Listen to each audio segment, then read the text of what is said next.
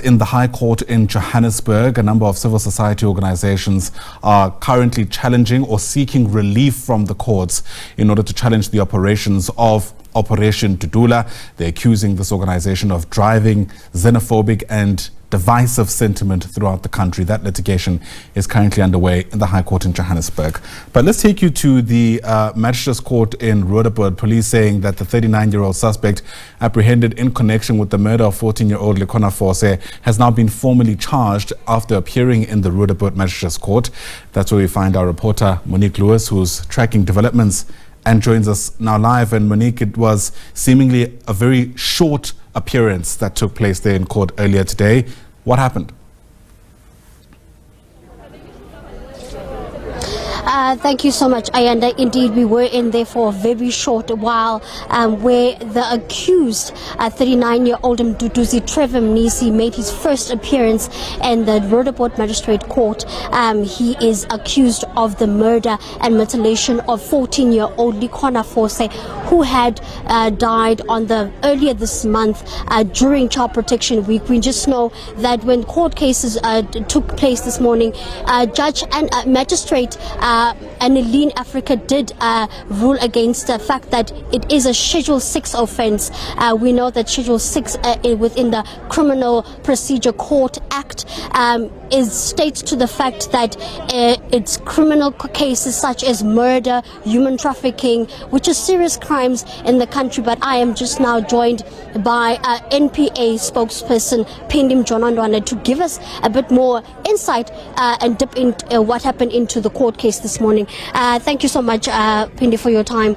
We have been through this court case. It was very short. We can see that there is a high police visibility. Let's start with that. Why is that there's high police visibility this morning?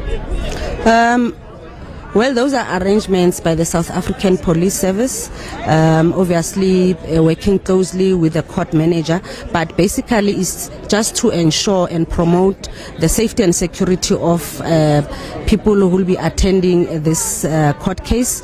They've obviously anticipated the large number of people attending, hence then there was a need to ensure that safety and security measures are put in place in order to secure the community.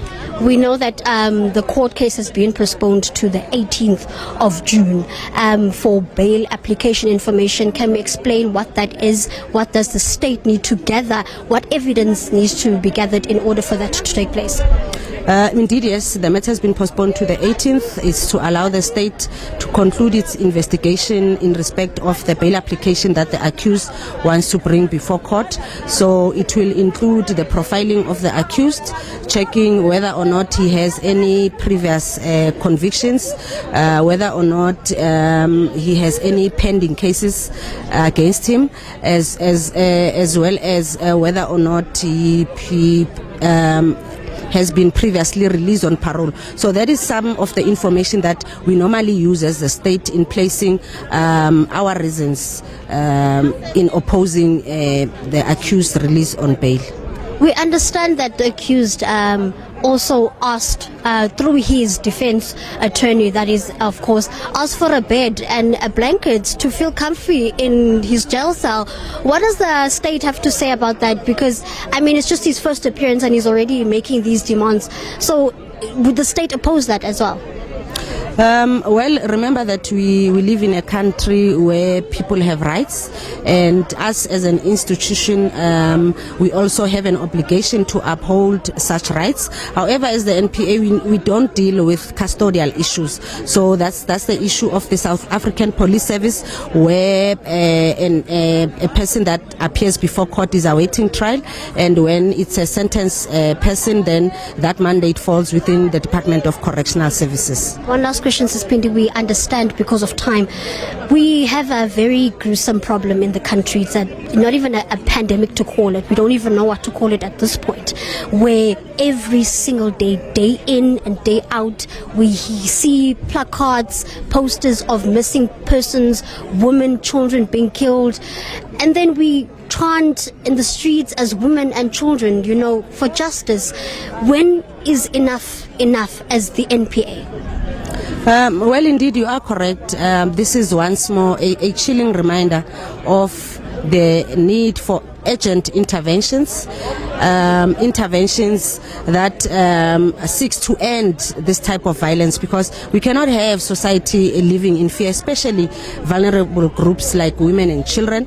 That is why as the NPA we work in collaboration with various departments, the Department of Social Development, the South African Police Service, especially the FCS unit. We work closely with them. We also have our Tutuzela care centers, which are centers of assisting victims of gender-based violence. So indeed there are efforts out there, and we are part of those efforts as the NPA to ensure that we promote a society where people can live free from fear and also free from such cruelty. However, this battle needs us to work in unison with our communities. Everybody, we need every hand on deck, because this is a battle that we can only win if we work as a collective together with society, government departments working closely with society, because these crimes happen within our communities, and we really need to also extend our gratitude to those members of society who remain vigilant and who come forward, as it happened in this case, where information was provided by a witness who is within the community. So we really appreciate such efforts, because it is only through these collaborative efforts together with society that we can be able to win this battle.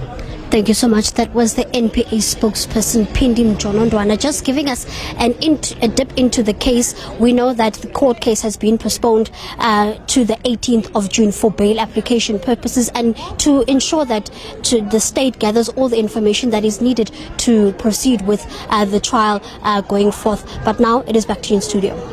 Monique Lewis is live to us there from outside the Roodepoort Magistrate's Court. Thanks very much indeed.